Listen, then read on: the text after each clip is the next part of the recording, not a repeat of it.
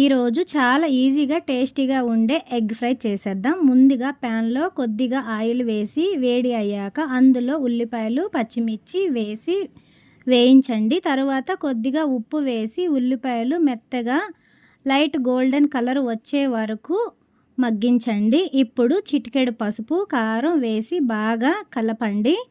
తర్వాత డైరెక్ట్గా గుడ్లు పగలగొట్టి ప్యాన్లో వేసేయండి. గుడ్లు కొద్దిగా సెట్ అవుతుండగా నెమ్మదిగా కలుపుతూ ఫ్రై చేసుకోండి.